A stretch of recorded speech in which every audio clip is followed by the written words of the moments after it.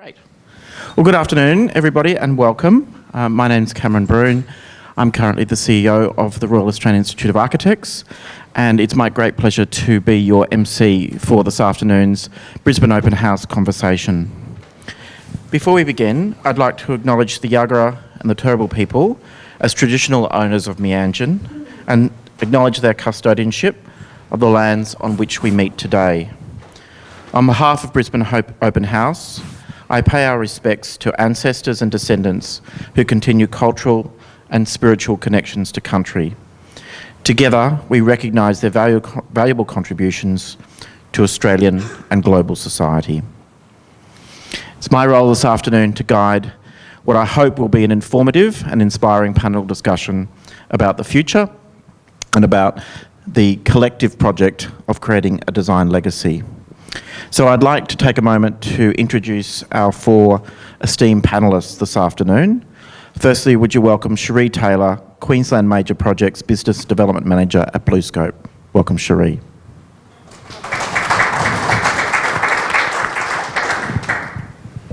Our second speaker is Lehan Jans van Rensburg, Imagine National President. For those of you who don't know the acronym, that's the Institute's Emerging Architects Network and an architect at Architectus here in Brisbane. Welcome, Lehan.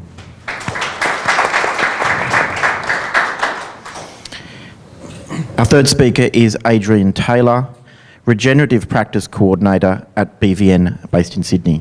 Thanks for joining us. And finally, to my right, Troy Casey, Managing Director of Blaklash. Welcome, Troy.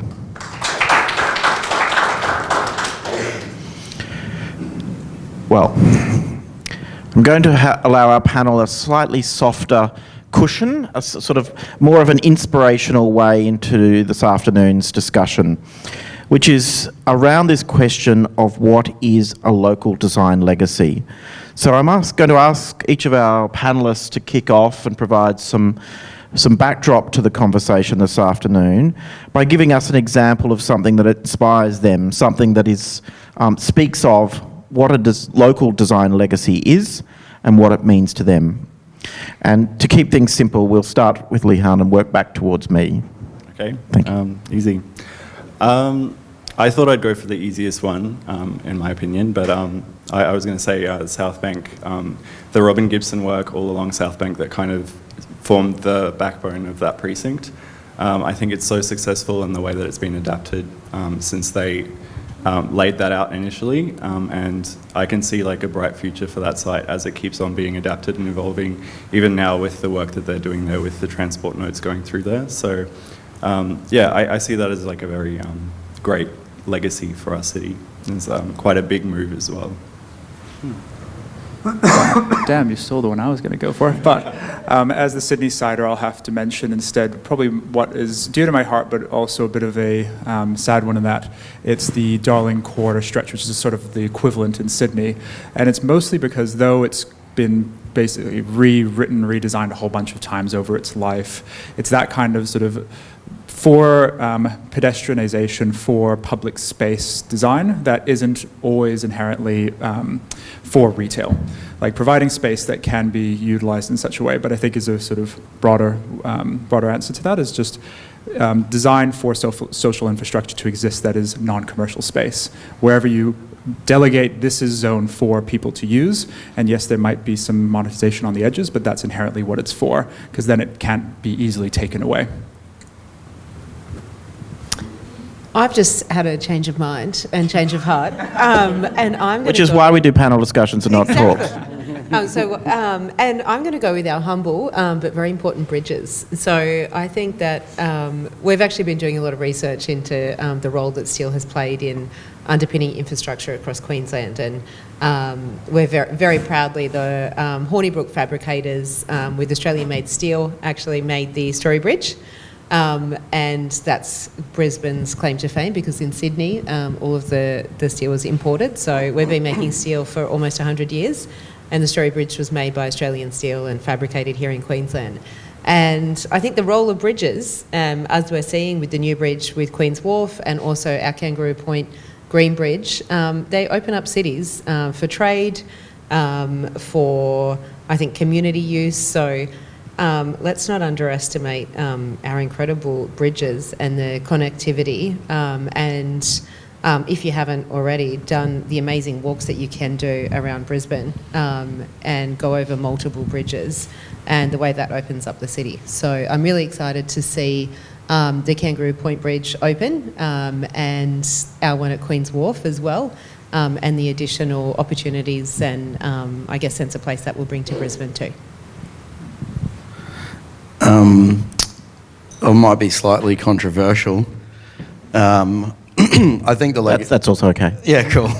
I think the legacy that I would like to see is in the works at the moment and doesn't really maybe exist yet in many places, but it's honouring and acknowledging the first peoples of this place and also the country and the ecosystems that existed here before colonisation. And I think, there's a big story that exists here already, and how do we unpack that and unfold that through a design process with public infrastructure.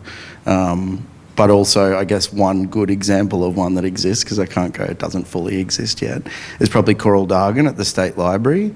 It's a beautiful space that's for public programs. It's the First Nations Indigenous Knowledge Centre at the State Library of Queensland. And Kevin O'Brien was involved in that when he was at Donovan Hill.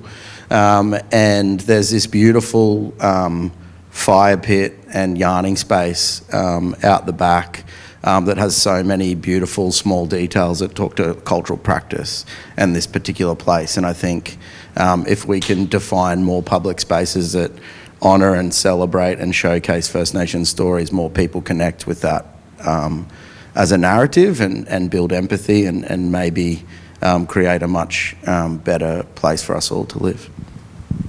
Great. So that's a really nice foundation, which, in an unrehearsed way, is connected via a conversation around public space. So that segues quite nicely into thinking about the active role that government, community, and individuals can take in nurturing a collective design legacy. With that, looking at it through the lens of public space, why do you think it's important that we work hard to nurture a collective design legacy, a local design legacy? We'll go the opposite way now. I'll double down. I think some of the overlapping histories are the most important histories for us to explore, particularly in public realm. I guess there's a huge opportunity to ensure that places and spaces are inclusive for all, that our public amenities have facilities that encourage people to come together and interact. And I think government's role in that is certainly providing a little bit more agency for designers in those spaces. I think often we come up against too many constraints in these public spaces, but I think if we can have a little bit more agency and let designers come up with the solutions that make a more cohesive environment for us all, I think that's something I'm really interested in anyway.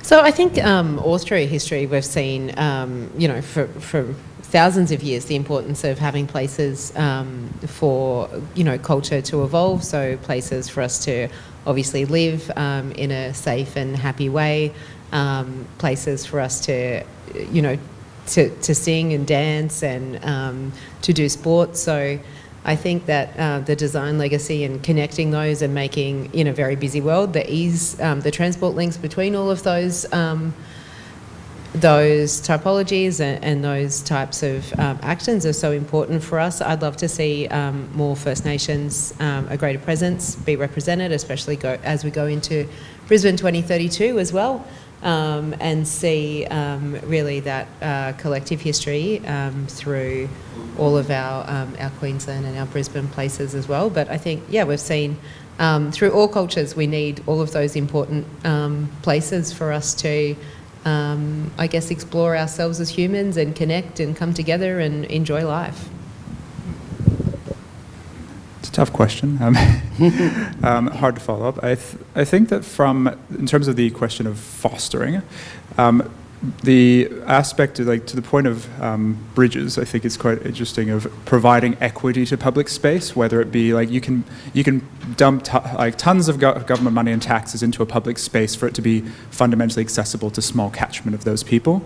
And so ensuring that there's equitable spread of investment into those spaces and of to a different point of there's been a great opportunity in terms of design legacy to also reintroduce Indigenous thinking into projects. Like within a lot of the work that we do lots of adaptive reuse, and in that, we're taking a building that didn't have really cared too much about what was there previously, and though we can't fix the situation at all, we can at least look at it as, okay, we can, with the bits that we're able to edit, reintroduce some of that thinking both within the base scheme, but also into how the public space might provide something either within the story of what had been there or within the language of what had been there, so that it's it's acknowledging the erasure but not solving it. Yeah, I'd like to follow on from that, I guess. Working in heritage myself more recently, I've been learning about the importance of kind of the moves that we do make as designers and the impact and how long those last. A lot of the buildings around us that we would say has a good design legacy have stood the test of time because the people saw the importance of those buildings at the time when they were built and put a lot of investment and time into making those buildings right for that time. But like if you use this building as an example as well, like it doesn't have its original use anymore. So it's about kind of taking the bones of those buildings and reusing them for a future use potentially as well. And I think the most important aspect in that regard then is just keeping buildings useful and keep on using them as much as possible as well. Can I add something? I think that's the general guide to a decent panel discussion. Absolutely, yeah. If I And it's become like redundant, I got caught off guard and gave you a pretty shitty answer to start with. So you want to redo your homework? Okay. I mean, you think about the runway. I mean, we can't not talk about 2032 at the moment. Unfortunately, it's in every panel I'm on, but that's just what it is, right?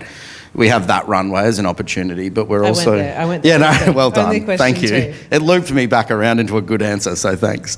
No use of the O word, though. Yeah, no.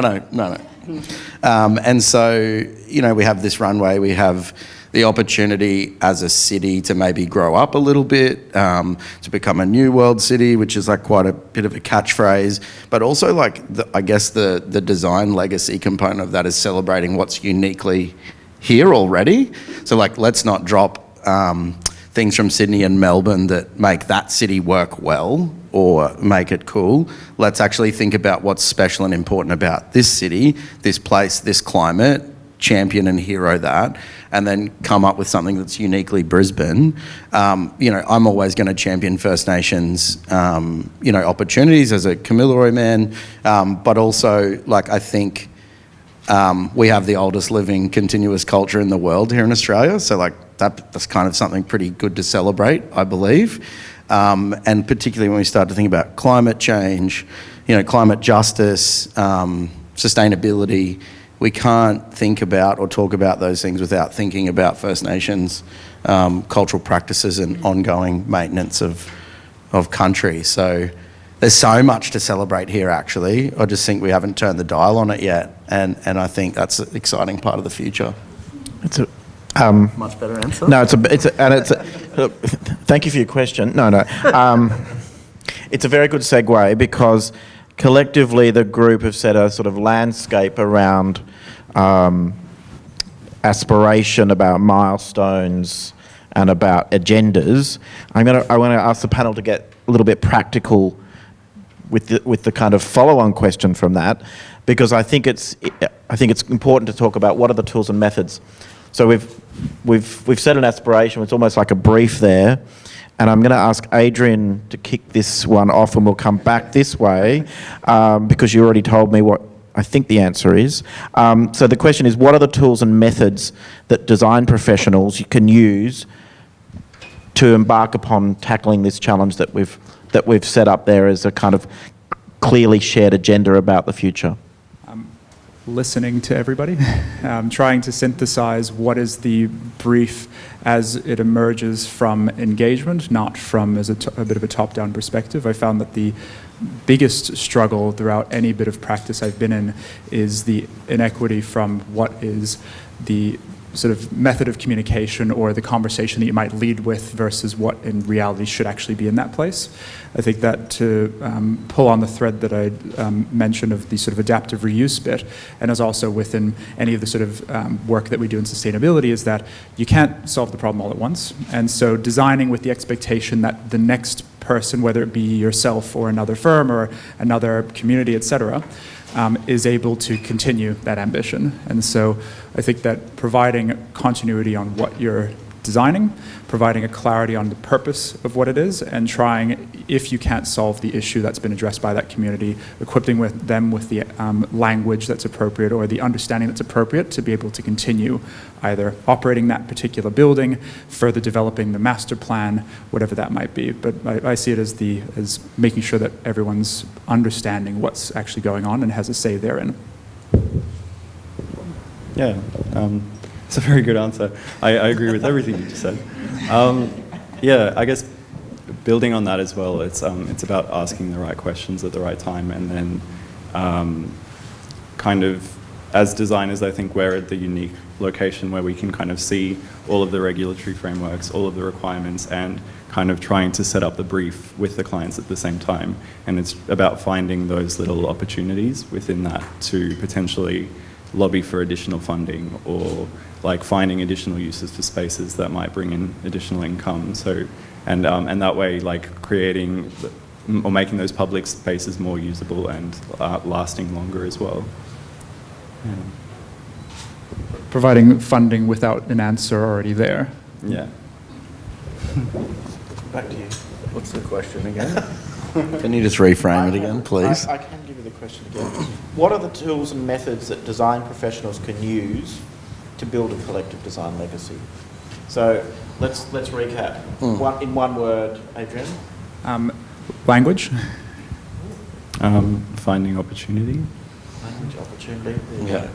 I think just using the skills that they've established through their career, right? I think not only do we want to be innovative in the way that we approach projects, and that foundation, I think, challenges a lot of people, particularly this idea of like listening.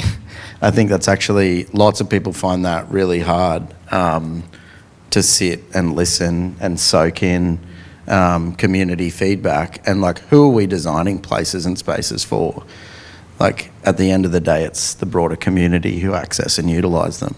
So I think using the skills that they've, all designers have established throughout their career, but thinking about implementing them in a way that, again, heroes and champions, community voices as part of that process. I'm going to say, I'll start with my word, which I'd say is collaboration. So we're a manufacturer of building products. So that's where I sit in the supply chain. And I think that, we have a real opportunity to collaborate deeply with designers around the products that we continue to make and refine. So you can design and use, and then also build with. So we also need our builders as well in terms of how we can use and develop those products, and our building and design methods too. So I think, collaboration through that supply chain and that design process is really important too. We're working on a number of products, but we've worked on products over the years, and then they can't be, they're not financially viable, for instance, to use. So, we were looking at, 15 years ago, printing solar panels onto a roof, but we just couldn't, commercially, get there. So I think that continued conversation between, so it's great to be on this panel as well with this group to show that there's many of us that need to be influenced by each other to continue to evolve the conversation and evolve the design methods, construction methods, building products as well. We were talking just before the panel on, the environmental story behind our products and the also where we are today and then where we need to get to as well with reducing our embodied carbon and then telling that story and providing that information to designers so they can make really educated decisions as well. Because there's a lot of data out there and then there's a lot of ways on how you can look at the data too. So it's a really interesting landscape at the moment in terms of making decisions around design and then building products and then building with them too. So they're all very interrelated. I think like collaboration is critical. I think it's also like ensuring that all of the collaborators like stay in their lane of expertise as well. Because I think, sorry, that was like, I didn't mean for that to be funny, but you know, no, absolutely not. No, I think it's just critical that, you know, everyone who has an expertise is there on the project for a reason. And not to say that those lanes don't sort of, there's a grey area in the middle, which is the collaboration, but letting the person who's the expert lead in those moments and supporting them in that space. I think obviously when you talk about, you know, architecture, the built environment, construction industry, there's lots of egos at play in all of these processes. And I think, you know, the critical component to collaboration is losing the ego in those moments where you're coming together for a greater purpose than putting your name on the end of the building, you know, or as the designer of the building. But what does that, you know, co-authorship of those places and spaces look like on big, broad design teams as well? This panel are doing a very good job of segueing between each question, which I'm very, very pleased by. I'm going to ask everyone to get a little bit more pessimistic. Already here. What's that? Already here. I'm a sustainability guy. Of course I'm here. So we're going to start with Leanne, and I'm going to ask the panelists to describe one difficult scenario or challenge that we really are going to need to urgently address to create the future that you're sketching out for the audience this afternoon. Okay. The first one that springs to mind is, I guess, the other end of the spectrum of buildings that I'm talking about right now is the small, everyday housing that we all need to obviously live in. And I guess there's a long history of those projects potentially not having the same care and kind of design expertise having put on them. And like that's just continuing at the moment. I'm not saying it's any different at the moment, but we are in a housing crisis, and we're at this moment where everyone's talking about how can we get houses out quicker and cheaper, and it's not necessarily building a good design legacy for our future. It's creating a problem where we have huge urban sprawl on greenfield sites, which is unnecessary, in my opinion. We can densify the city greatly. And we can reuse a lot of buildings. We have a lot of buildings that are sitting empty currently as well. So yeah, that's my pessimistic.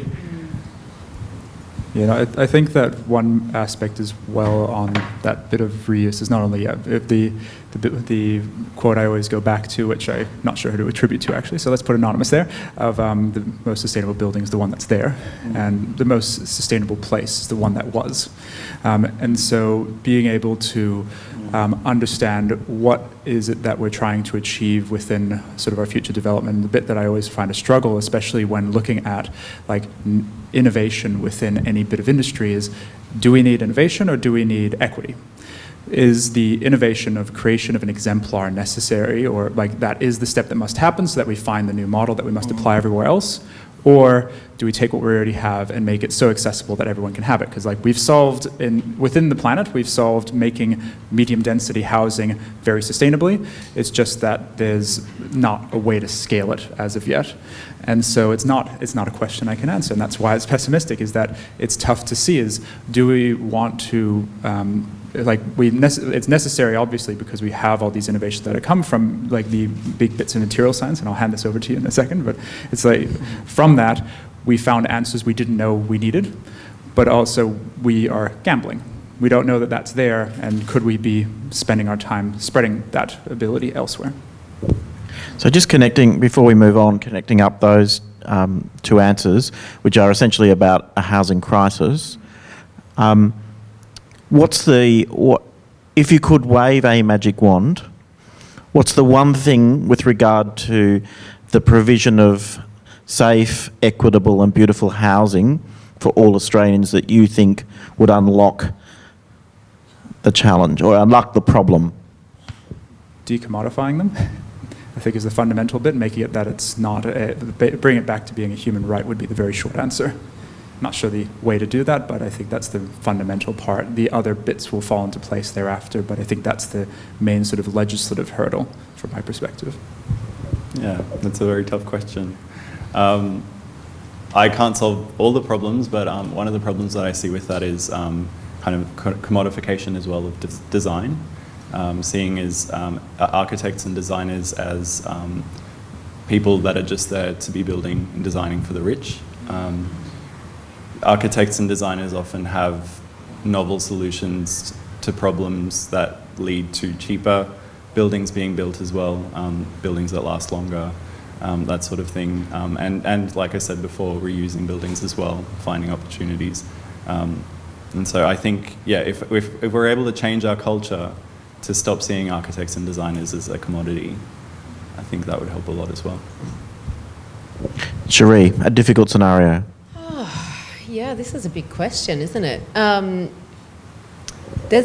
It's a really, really interesting next 10 years, especially in Queensland, if we're just talking about Queensland, but I think these issues are across Australia with the housing crisis, with our big build in Queensland, with our Brisbane 2032, with our change to renewables as well. When we forecast over the next 10 to 20 years, I think over the next 15 years, we have something like an additional expected 50,000 tonnes going into modern methods of construction, which I'll talk about that in a minute.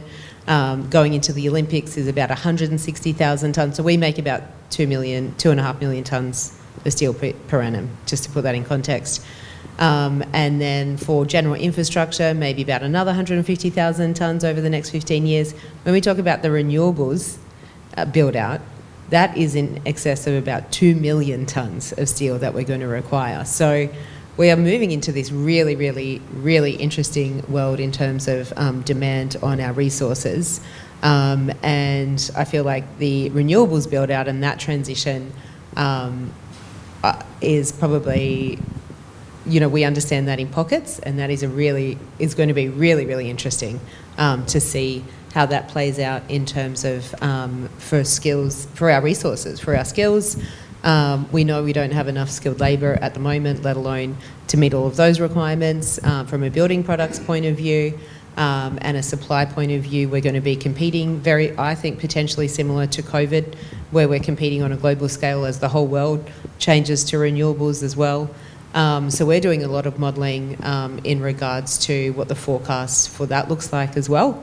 And looking at setting up manufacturing capability within Australia at the moment for our renewable energy. So for solar, whether it's a commercial or a rooftop solar, then you've got wind onshore, offshore, and then you've got hydro as well. And then there's a number of others as well.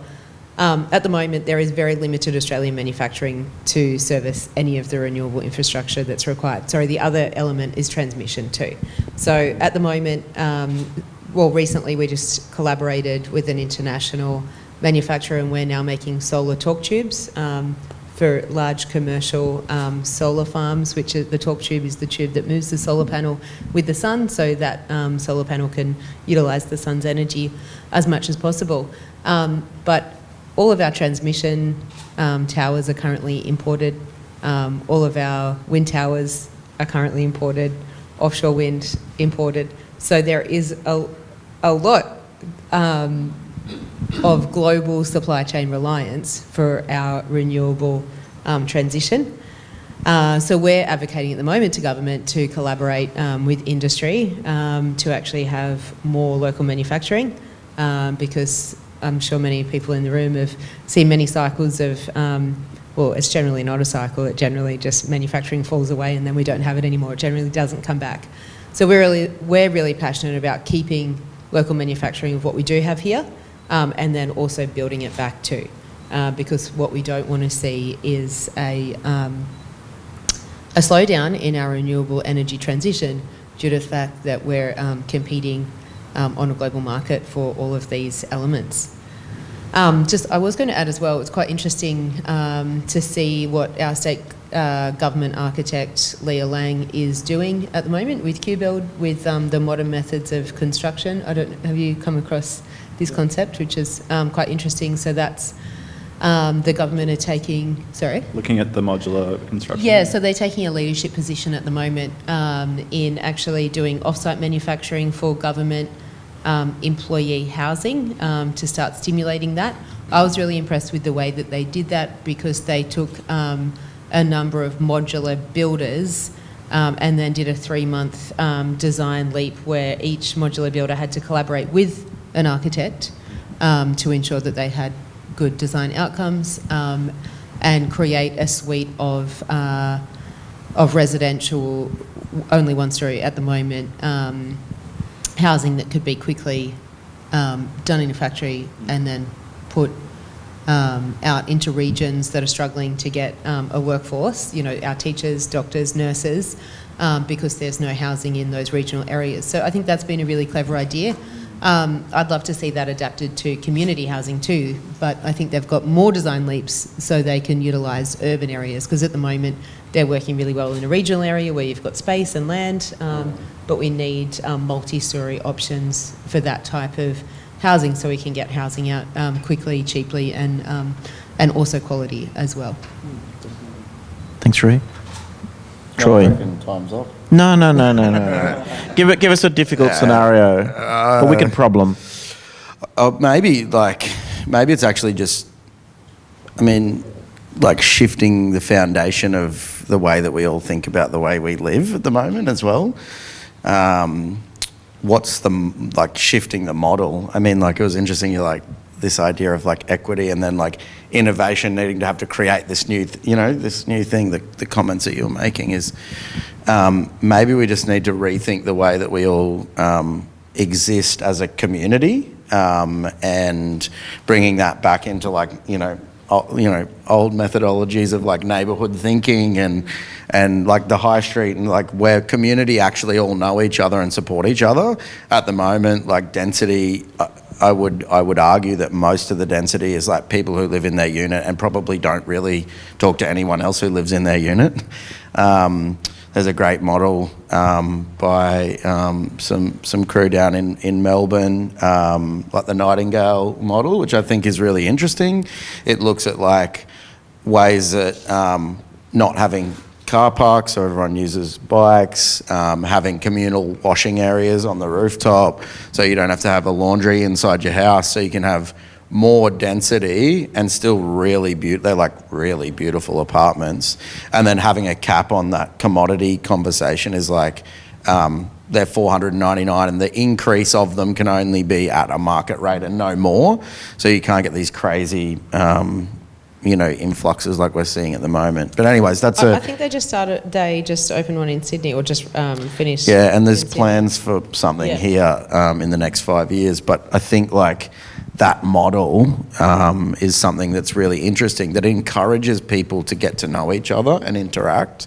And I think if you have, what is a different model of being and existing in these places and spaces, I think is something we need to look at. Well, I think that it'll be interesting. I think they're doing a trial in Townsville at the moment of a very similar thing for renewable energy. So having shared batteries and shared, solar, and maybe we don't need the big debate at the moment is baseload energy, right? So that's where you're having your debate around: is it hydro? Is it nuclear? Is it coal? So renewables are fantastic, but it's that baseload, when we're all asleep and the sun's not shining and the wind's not blowing, where does our energy come from going forward? So anyway, let's not get too politicised up here. It's been, ruling politics for 30 years now, hasn't it, this concept? But I am very interested in how that trial goes, in having more, smaller and localised, even for renewable energy. Neighbourhoods, or in a manufacturing zone as well. How can you have your battery storage, or that shared load between for energy in that industrial zone as well, and use some clever technology? And does it always have to be blanket, a blanket rule?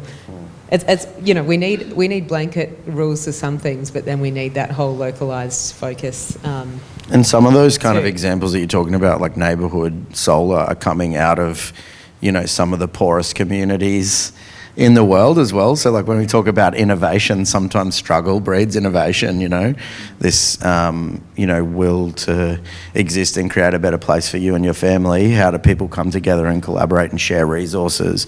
And some of those solar examples that I've seen anyway have been in, slums in places who are like, hang on, let's use our smarts here. We can't afford electricity, actually. So like, what does that mean for us? So how do we be innovative about sharing it and using solar and all of those kinds of things, which I think is like, pretty amazing. So, Troy, I like that line. Struggle drives innovation. I'm going to start with Adrian. What else drives innovation in the built environment from your point of view? Just keep the questions easy today. I think that designing within constraint to that of like the struggle can be self-imposed, and I think that one of the bits I would have added to that last sort of set of points is sort of the idea of modesty within what we are trying to do. Like to speak from personal experience, I've been trying to spec up a off-grid solar system and have not realized how much energy everything takes and where the pain points are, and if you actually have to work within a certain amount of watts, you really take what is it? Like, I guess you really appreciate having an unending supply of energy and water at your fingertips. The moment you have to count it, it becomes a precious resource. And I think that that understanding how to work within those constraints of, for instance, with an adaptive reuse, it's like, oh, okay, if we were rebuilding, let's say there's this wonderful bit of steel structure that we might have, and we just can't buy any more, or maybe we can only buy 5% more, and so it's actually all these lovely bespoke joints that are going to be connecting up all the standard I and U beams that you have laying around, and therefore, by designing within that constraint, you'll arrive at perhaps quite a nuanced outcome. It might have been a bit harder to do, maybe the labor costs would have been extreme, but you might have not actually used very much in the way of new material. And so I see that self-imposing constraint to predict what we actually should be using versus what the status quo is probably the biggest measure you can have. Like for all of our work, we try and look at doing sort of power balance and water balance studies at the start of projects to understand what is the amount of energy we can actually generate on the site if we plaster the roof with solar, and then figure out what we're putting inside rather than the other way, because otherwise you're very disappointed each time. Leanne and Cherie, do you want to add anything? We've got struggle and constraint, which I think are heading in one direction. Yeah. Oh, sorry, you go. Oh, no, it's quite interesting on the, we're exploring at the moment how we can recycle beams to be used again. Steel is an enduring material. So yes, it can be recycled. So, there's a great, supply chain in regards to, taking steel, and it has a price. Scrap steel has a price, so that always helps. So, when you think about innovation, what breeds innovation? Probably like KPI, who's getting what out of what. Often that, drives behaviour, like what we were saying before around those community things. So anyway, it's great that scrap steel has a price, which then means that it can be recycled, but at the moment we put it back into our blast furnace, so 25% of the steel we make is, beams that are collected from sites, or, your old colorbond roof or fence goes back into the furnace and is recast. But we're actually looking at a way to stop keep the beams and members being collected, but then retest them and make an inventory of those beams. And it'll be quite interesting. What can you make out of those beams? Would it take more energy and time and resources planning and designing with them? Yes. But that also means they are then a zero embodied carbon material, because, that carbon's already been counted for. So it's a really exciting way to look at the future. And so, we're just in the process of hopefully, fingers crossed, making that happen. So we're just collecting examples as well globally. It's working in some countries, not working in other countries. So we're just trying to learn what would it take to make that successful? But I don't think I really answered the question there. I just told a that's really story. It's not a Didn't question. I? It's adding to a narrative. I think Yes. you did. I think you did because it is putting the economy in circular economy. You need to have something that keeps the value going because otherwise people don't value the steel. Like if it had no value, people would chuck it out and melt new steel and we'd Totally. end up in a bad place. So I think that's the challenge with innovation and with changing anything is, when there's, some type of financial, when there's a benefit that someone's getting from that, that's when it's really hard. And it doesn't just have to be, financial as well. It's, that sense of, ego at times, or even it's not even always a bad thing as well. For instance, when our steel, we sell steel framing into housing, and a lot of chippies would never want to use a steel frame because they are third generational chippies that love working with wood, and the smell of wood just makes them so happy. And so there's all of those those comfort things, and the way things always were. And even with renewable energy, we all, would love, many of us would love to see a change in, renewable energy, but then on the other hand, we might have to do things differently. And at what point do people want to do things differently, and are they prepared to change to get something new? So I think with innovation, it's always looking at those underlying motives for people and communities as well, and reframing those, which that can take a long time to change. Definitely. No, Leonard's first for a second. Sorry. I was actually going to lead on from what Adrian was saying in terms of, I think potentially good legislation, having good frameworks and good rules set up, which drives your innovation as well, as long as it is open-ended enough to allow for innovation, obviously. But we were talking earlier a bit about my learning more working in heritage architecture recently, and often you have this kind of big stick to say, well, this building is heritage listed, therefore you need to take care of it in a certain way, and then that drives more innovative solutions sometimes as well. Also working recently on QUT, where there's a campus to country framework, which I believe you guys wrote. And this framework drives innovation in a way as well, having those constraints and using those.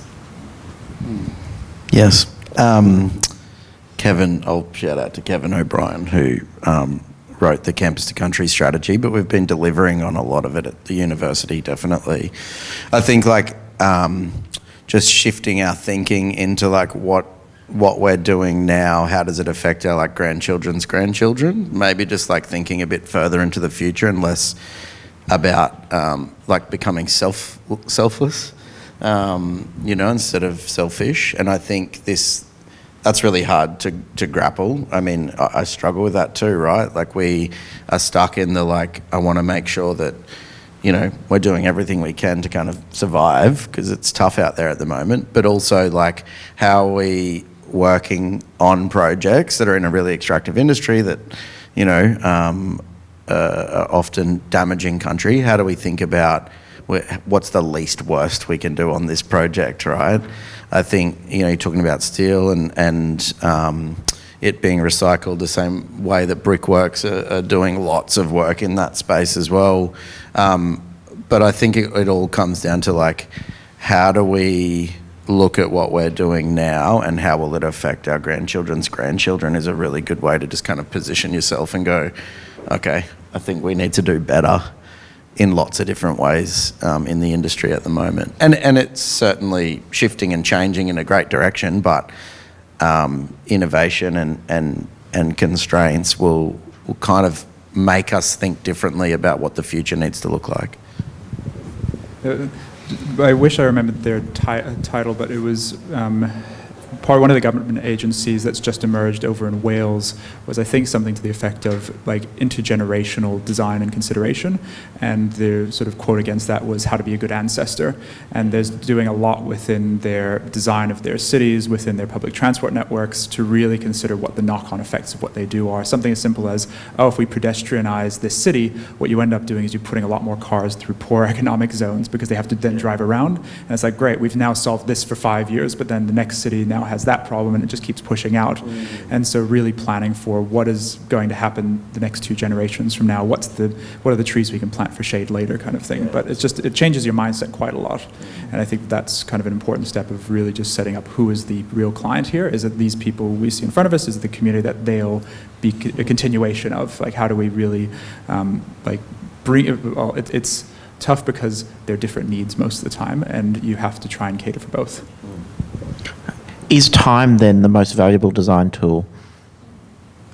I think it's our smallest resource. Like, that's the issue, is that everyone's saying, oh, 2035, this and that, but it's coming very quickly. And so I think that, yes, time is a great bit, but I think it's also, it's easy to get caught up with promising ahead.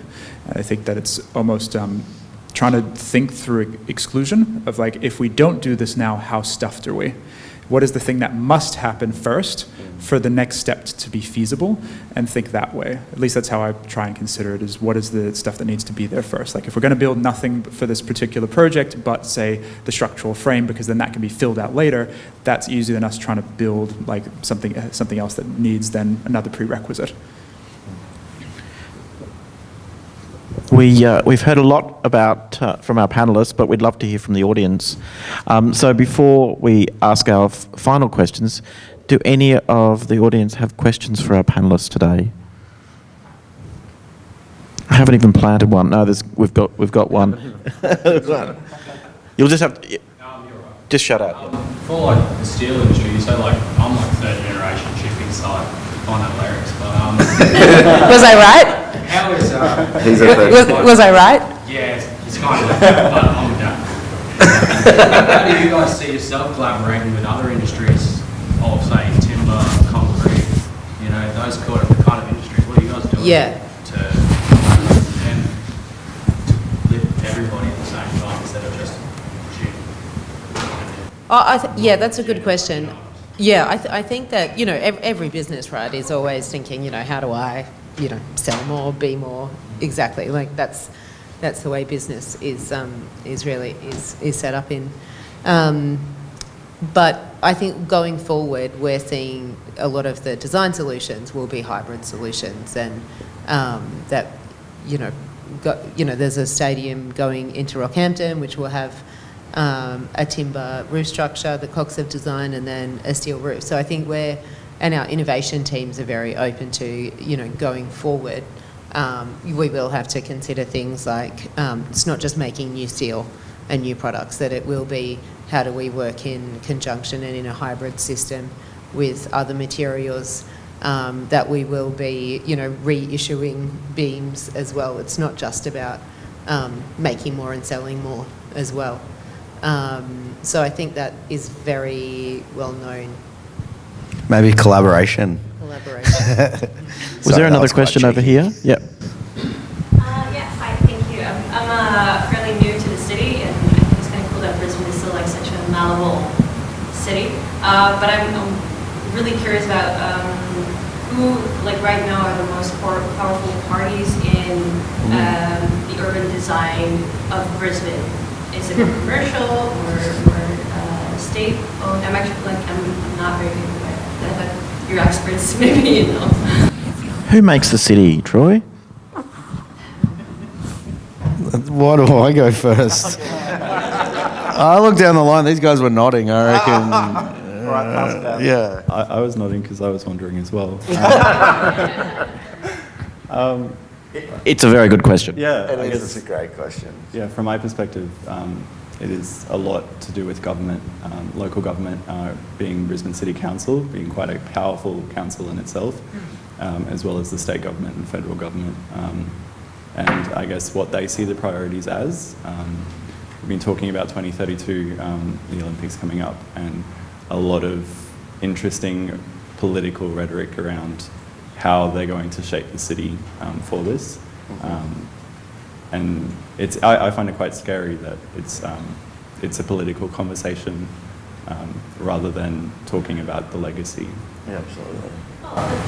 I have to say that surprises. I'm from the Netherlands in Europe. Yeah. And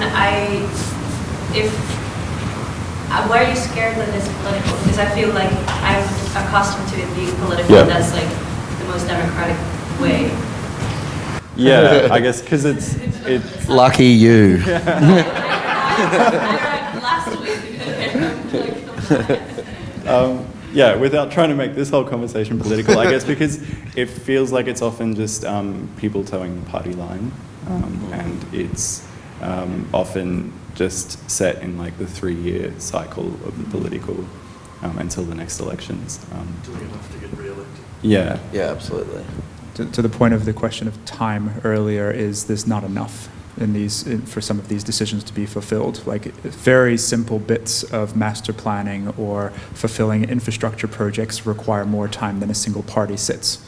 And so just by that, it means that what was a really good idea and really well funded and had a great team behind it might be an entirely different team fulfilling it later. It happens also quite a lot in academic circles where a building was planned with one faculty where through turnover, the people that put in their very, very valuable opinions on how this great bit of the new campus should be no longer are there. And so that ends up getting inherited by those that might not understand what the original ambition was. And it might be that it's still a great ambition, but they're simply not the same group of people. And so providing methods of continuity are really, really critical for any of these ideas to be fulfilled. It's just too long. Like any solar infrastructure takes a long time to get it in there.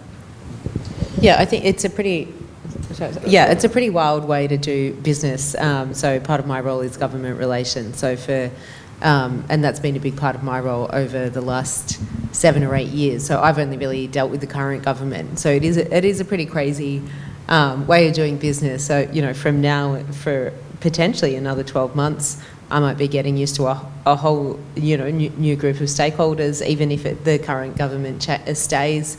There may be another ministerial reshuffle, so those portfolios change, the director generals of the department change, so it is really, really a huge upheaval with any election, but that is part of the democratic process.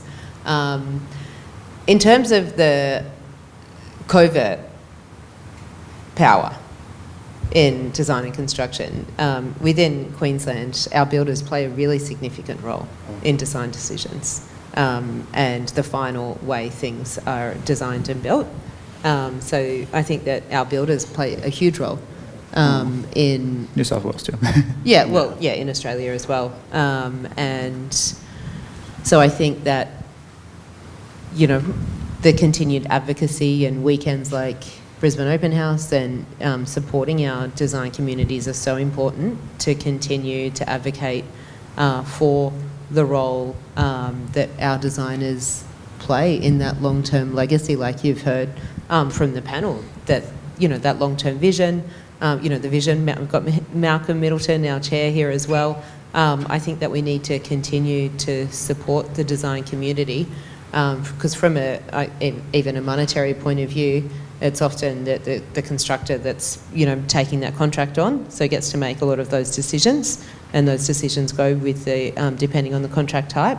And, John Davies is the head of the Australian Contractors Association, and he's very passionate about this and getting the right contracts in place for productivity and for design outcomes as well, because often with the contract type on a project, that will start to dictate the terms of that project, which might become more financial rather than legacy or design outcome orientated.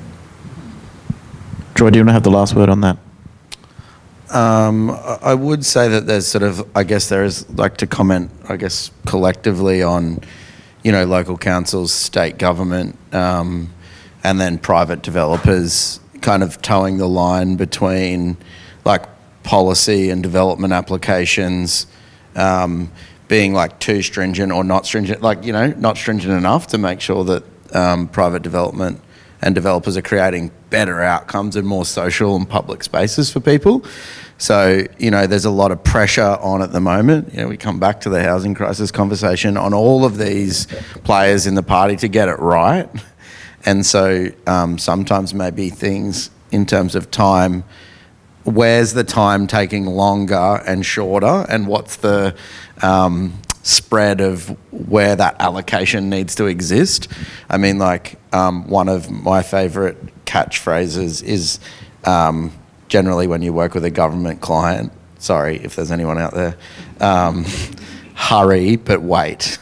Hurry, you need to get your stuff done like in lightning speed, and then, you know, you might have a 4 to 6 week, you know, window of a program, and then it takes 4 to 6 months or something to get feedback from government. And so we're always sprinting and trying to get things right in a hurry, and then to create progress and to continue things moving, it often gets hamstrung or handbraked in government processes and red tape and all those kind of things.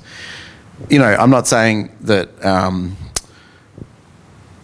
you know, rules and policies and legislation and all those things exist for good reasons. But yeah, how do we reevaluate where that time allocation needs to pause and hurry up? Because at the moment it's certainly in our court to hurry up, and not really anyone else's, which is, yeah, pretty challenging.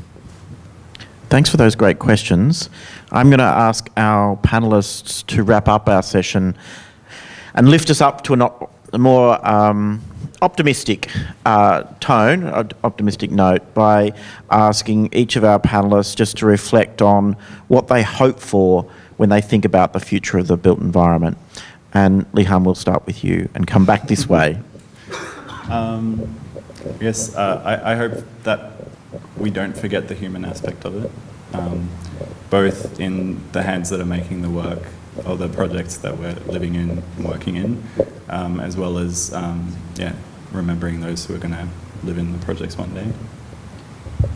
I'd like to speak for all the non-human aspect of all the creepy, crawly, four-legged friends. But to that point, I think that it's something that needs to remain front of mind within our design, especially to the point of ecological footprint that you said earlier, of urban sprawl and the effects therein, is that we need to find ways to take up less space so that within all these bits of densifying, and sort of to the point of what people being worried about densification, is that it's a necessary evil when considering the impact of what the absence of wilderness and landscape and sort of bush is. It's profoundly impactful to have that, and even against, like, it's a prerequisite to fix a lot of other issues to have that returning back.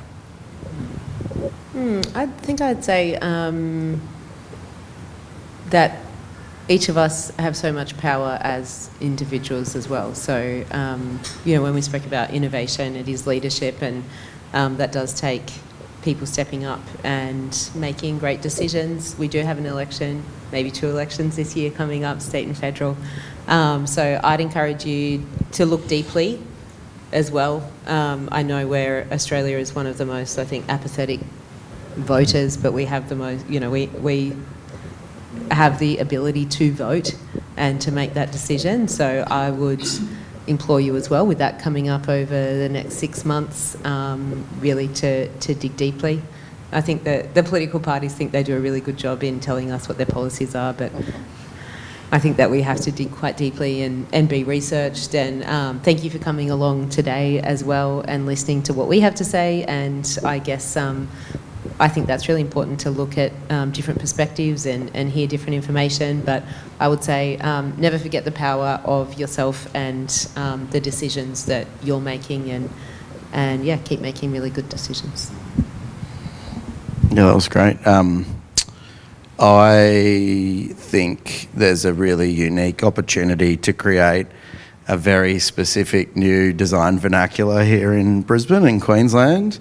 And I think it's a combination of country-centred design thinking. So when I talk about country, it's like, it's everything. It's humans, it's the four-legged creatures, it's animate and inanimate objects, it's ecosystems, it's climate, it's all of those things. What does that look like when it clashes with the Queenslander vernacular? What does that look like when we emphasise and turn up the volume on subtropical environment? What does it talk about? What does it look like when we start to talk about we like being outdoors in places and spaces, particularly in our cities? And so hopefully this idea of connection, collaboration, creativity, innovation, and equity can be part of all decisions that we make in the future as individuals, collectives, governments, and everyone that's here today. I think you said it really well. Everyone has a role to play in our future, big, little, small, or if you think so or you don't, everyone has the opportunity to create change. And if you change the dial 1 minute, you know, in about 10 years' time, that minute becomes an hour. You know, so you think about little shifts that we can make now, create bigger opportunities for bigger change into the future. So, Well, I think collectively you've tied it up with a very nice bow. I'd like to thank... Collaborated well. there it is. Very, very well. Thank you to the Brisbane Open House team for putting together such a great panel. It's been lovely to lead the four of you through this conversation this afternoon. Can I please ask you to join me in thanking Lihan, Adrian, Cherie and Troy.